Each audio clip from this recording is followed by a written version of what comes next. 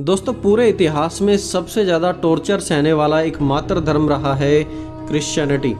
Christianity की शुरुआत से ही शासकों ने, राजाओं ने मसीहों पर बहुत अत्याचार किए थे और एक ऐसा ही अत्याचारी शासक था रोम का एम्परर नीरो, जिसने मसीहों को बड़ी बेदर्दी से मारा। महिलाओं को, पुरुषों को, क्या बच्चे क्या जवान, सबको भूखे शेरों के सामने डाल दिया जाता था और बाकी सभी लोग इसे देखकर एंटरटेनमेंट करते थे और तालियां बजाकर एंजॉय करते थे। रात के समय जब अंधेरा हो जाता था तो रोशनी करने के लिए लकड़ी नहीं बल्कि क्रिश्चियंस को वहां पर जलाया जाता था। इतनी बेरहमी और बेदर्दी के साथ मसीहों को वहां पर मारा जा रहा था। लेकिन नो मैटर कि नीरो कितना बड़ा शासक क्यों ना हो, रोम में उसके पास कितनी भी ताकत क्यों ना हो, वो कभी क्रिश्चियनिटी को वहाँ से जड़ से ख़त्म नहीं कर पाया। कुछ सालों के बीतने के बाद नीरो ने आत्महत्या कर ली और क्रिश्चियनिटी और भी ज़्यादा फैलती गई और एक स्टेट और एक बड़ा रिलीजन वहाँ पर बन गया। देखिए, नीरो कितना ही प्रभावशाली क्यों ना था, वो कभी परमेश्वर के काम को नहीं रोक पाया। प्रेरितों के काम की किताब में हम पढ़ते हैं कि स्टीफन को पथराव करके लोगों ने मार डाला। आप अंदाज़ा लगाइए कि एक व्यक्ति बीच में है और चारों तरफ से लोग उस पर पथराव कर रहे हैं, तो उसकी वहाँ पर क्या कंडीशन होगी। लेकिन स्टीफन ने मौत का दर्द तो सह लिया पर प्रभु यीशु मसीह का इनकार नहीं किया, क्योंकि वो जानता था कि जिस पर मैं विश्वास करता हूँ वो इस संसार से बड़ा है। पतरस और यूहन्ना प्रभु यीशु मसीह के चेलों को पकड़ा गया, उन्हें जेल में डाल दिया गया और कहा गया था कि दोबारा से इस यीशु का नाम मत लेना। तब उन्होंने, आप जानते हैं क्या जवाब दिया? इसे हम पढ़ते हैं प्रेरितों के काम 4 अध्याय उसकी 19 और 20 आयत में। उन्होंने इस प्रकार कहा, क्या यह सही है कि हम परमेश्वर की बात से बढ़कर तुम्हारी बात माने कि यह हमसे नहीं हो सकता कि जो हमने देखा है और सुना है वह ना कहे। वहाँ पे उन्होंने साफ कह दिया कि तुम्हारी बात से बढ़कर हम ज़्यादा परमेश्वर की बात मानेंगे और जो हमने अपनी आंखों से देखा है और जाना है, क्या ऐसा हो सकता है कि हम उसे दूसरों को ना बताएं? हम तो बिल्कुल उसे बताएंगे। वो वहाँ पर डरे नहीं, वहाँ से भागे नहीं, वहाँ पर खड़े होकर उन्होंने परमेश्वर की गवाही दी और स्टिल आगे भी वो परमेश्वर के काम को करते रहे। दोस्तों, मसीहों को शुरुआत से ही पीड़ा दी गई है और आज जो कुछ भी भारत में हो रहा है वो सब चीज़ें भी वही पुरानी चीज़ें हैं जो इतिहास में बहुत सारे लोगों के साथ होती आ रही थी। इस बीते रविवार को पंजाब से एक वीडियो क्लिप वायरल हुई जिसमें साफ देखा जा सकता है कि कैसे एक भरी कलीसिया में विश्वासियों के सामने लोग तलवार लेकर सामने आ गए। वहाँ पर तोड़फोड़ की, औरतों के सामने भी वहाँ पर तलवार दिखाई, वहाँ पर लोगों को डराया गया। अगर कोई क्रिश्चियन कभी ऐसा कर देता, पहली बात तो क्रिश्चियंस कभी ऐसा करते नहीं हैं, अगर इनकेस कोई कर भी देता तो उन्हें देशद्रोही, कन्वर्टेड, भूखे नंगे, न जाने किन किन नामों से बुलाया जाता। पर आप इस वीडियो क्लिप में देखिए, यहाँ पर क्लियरली देखा जा सकता है कि कैसे जवान चेयर्स को फेंक रहे हैं। हाथ में डंडे भी हैं, तलवारें भी हैं और साथ में पुलिस भी है, लेकिन पुलिस के सामने भी वो ऐसा कर रहे हैं।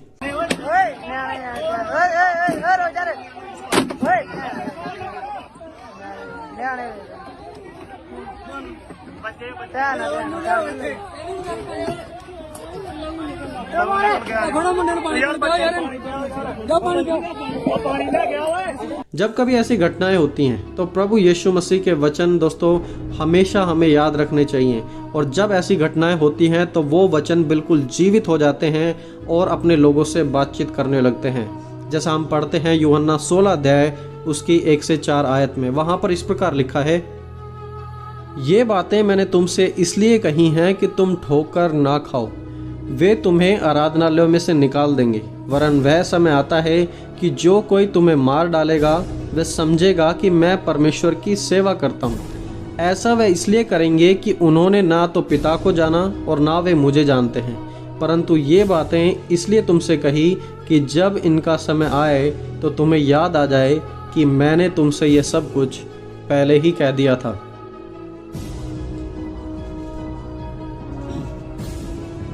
तो यहाँ पर प्रभु यीशु मसीह कह रहे हैं कि मैं तुम्हें पहले बता रहा हूँ ताकि तुम्हें ठोकर ना लगे। तुम सोच के आओ कि मसीह में आने के बाद सभी चीज़ें ठीक हो जाएंगी, नहीं। मैं तुम्हें पहले ही बता रहा हूँ कि दर्द होगे, पीड़ा होगी, लोग तुम्हें मार भी देंगे, और ये मैं तुम्हें इसलिए ही पहले बता रहा हूँ ताकि तुम्हें बाद में ठोकर ना लगे। तो दोस्तों, वहाँ पर लिखा है कि वे आराधनालयों में से तुम्हें निकाल देंगे, तुम्हारे मार डालने पर ऐसा सोचेंगे जैसे कि वो परमेश्वर की सेवा कर रहे हैं। और आज देखिए बिल्कुल ऐसा ही तो हमारे संसार में है। जब श्रीलंका चर्च में ब्लास्ट हुआ था तो आतंकवादियों ने जिहाद के नाम पर ही तो अटैक किया था, क्योंकि वो सोचते थे कि ऐसा करने से अल्लाह खुश हो जाएगा और अल्लाह उन्हें जन्नत में भेज देगा। सिख कम्युनिटी के ये लोग जो यहाँ पर कर रहे हैं, तलवार उठाकर डंडे लेकर तोड़फोड़ जो कर रहे हैं यहाँ पर, ये सब कुछ किस नाम पर? धर्म के नाम पर किया जा रहा है। धर्म के नाम पर लड़ना तो हर कोई चाहता है, लेकिन धर्म के नाम पर जीना हर कोई नहीं चाहता। और प्रभु यीशु ने तो वहाँ पर कहा था कि वह समय आता है कि जो कोई तुम्हें मार डालेगा तो वह समझेगा कि मैं परमेश्वर की सेवा करता हूँ। और प्रभु यीशु मसीह ने हमें इस बात का कारण भी बताया था, वो भी हम बाइबल में ही पढ़ते हैं। इस प्रकार लिखा है, ऐसा वे इसलिए करेंगे कि उन्होंने ना तो पिता को जाना है और ना वो मुझे जानते हैं, परंतु ये बातें मैंने तुमसे इसलिए कही हैं कि जब इनका समय आए तो तुम्हें याद आ जाए कि मैंने तुम्हें पहले ही कह दिया था। तो प्रभु यीशु मसीह वहाँ पर रीजन बता रहे हैं कि ऐसा संसार इसलिए करता है क्योंकि उन्होंने ना तो कभी मुझे और ना ही मेरे पिता को जाना। देखिए ऐसा नहीं है कि ये जो कुछ भी हो रहा है ये बिल्कुल नया है, ये सब कुछ तो पहले सदियों से चलता आ रहा है। लेकिन इन परिस्थितियों में भी जो बातें हमें याद रखनी चाहिए वो परमेश्वर का वचन हमें सिखाता है। हमें सिखाता है कि हमारा परमेश्वर राजाओं मंत्रियों के दिल पर कंट्रोल करने वाला परमेश्वर है। इज़रा की किताब 1 अध्याय उसके 1 और 5वीं आयत में हम पढ़ते हैं, वहाँ पर लिखा है कि परमेश्वर ने राजा के मन को उभारा। God stirred up the spirit of the king. परमेश्वर ने एक अन्य जाति राजा के दिल को उभारा। And that's the beauty of our God. ये हमारे परमेश्वर की सुंदरता है, यही तो हमारे परमेश्वर की खूबी है कि वो जब चाहे लोगों के मन को उभार सकता है। हमारे परमेश्वर सबसे ऊंचे हैं और हर एक के दिल को कंट्रोल करने वाले हैं। नीति वचन में भी लिखा है कि राजा का मन नालियों के जल के समान है और वह यहोवा के हाथ में रहता है, जिधर वह चाहता है उधर उन्हें मोड़ देता है। और दोस्तों सिर्फ इतना ही नहीं, दानियल नबी के समय में भी कुछ ऐसा ही हुआ था। दानियल 5 अध्याय उसकी 5वीं आयत में हम पढ़ते हैं कि राजा के सामने एक उंगली दीवार पर प्रकट होती है और कुछ लिखती है, और उसका मीनिंग दानियल को छोड़कर उस पूरे साम्राज्य में कोई दूसरा व्यक्ति नहीं बता पाता। राजा ने कोशिश तो खूब की कि पूरे साम्राज्य में से तंत्रिकों से या दूसरे लोगों से, जादूगरों से उसका मतलब पूछा जाए, लेकिन दानियल को छोड़कर कोई दूसरा पूरे राज्य में नहीं था बेबीलोन में। और तब दानियल राजा बेलशस्सर को इस प्रकार कहता है, हम पढ़ते हैं दानियल 5 अध्याय उसके 18 से 20 वचन में, जो आज हम सबको याद रखने की जरूरत है। वहाँ पर लिखा है, हे राजा, परम प्रधान परमेश्वर ने तेरे पिता नबूकदनेस्सर को राज्य, बड़ाई, प्रतिष्ठा और प्रताप दिया था। देखिए यहाँ पर गौर कीजिए, दानियल क्या कहते हैं, परमेश्वर ने तेरे पिता नबूकदनेस्सर को राज्य, बड़ाई, प्रतिष्ठा और प्रताप, ये सब कुछ परम प्रधान परमेश्वर ने दिया था। तो नबूकदनेस्सर को जो राज्य मिला था, जो उसे बड़ाई मिली थी, जो उसे मान मिला था, प्रताप मिला था, वो सब कुछ परमेश्वर की ओर से मिला था, इंसान की ओर से नहीं। आगे लिखते हैं, परंतु जब उसका मन फूल उठा और उसकी आत्मा कठोर हो गई, यहाँ तक कि वह अभिमान करने लगा, तब वो राज सिंहासन से उतारा गया और उसकी प्रतिष्ठा भंग की गई। आगे लिखते हैं, हे बेलशस्सर, तू जो उसका पुत्र है, तू तो यह सब कुछ जानता था, तो भी तेरा मन नम्र ना हुआ, वरन तूने स्वर्ग के परमेश्वर के विरुद्ध जाकर उसके मंदिर के पात्रों में दाख मधु पिया और सोने, चांदी, पीतल, लोहे, काठ, पत्थर के देवता जो ना देखते हैं, ना सुनते हैं और ना ही कुछ जानते हैं, उनकी तूने स्तुति की। परंतु परमेश्वर जिसके हाथ में तेरा प्राण है और जिसके हाथों में तेरा सब कुछ चलना फिरना है, उसका सम्मान तूने नहीं किया। तो दानियल वहाँ पर बताते हैं कि जो मान प्रतिष्ठा बेबीलोन के साम्राज्य तुम्हें मिली थी, वह सर्वशक्तिमान परमेश्वर ने ही तुम्हें दी थी, लेकिन मिलने के बाद अब तुम अभिमान कर रहे हो, घमंड कर रहे हो, अपनी सत्ता, अपनी ताकत का असर दूसरे लोगों पर दिखा रहे हो। That is not right. और इसीलिए परमेश्वर अब तुम्हारे साम्राज्य को हटाने पर है। और इवन दानियल राजा बेलशस्सर से कहते हैं कि हे राजा, याद रख कि परम प्रधान परमेश्वर के हाथों में तेरा प्राण है और जिसके हाथों में तेरा सब चलना है, उसका सम्मान तूने नहीं किया। Daniel was very strong.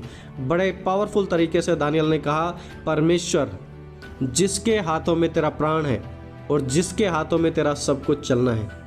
और दोस्तों आज यही हम सबको जानने की ज़रूरत है कि लीडर्स का, प्रधानमंत्री का, हमारे सभी मंत्रियों का प्राण सर्वशक्तिमान परमेश्वर के हाथों में है। हम सभी का प्राण, हम सभी का चाल चलन उस परमेश्वर के हाथों में है। वो जिसे चाहे जहाँ चाहे तुरंत मोड़ सकते हैं।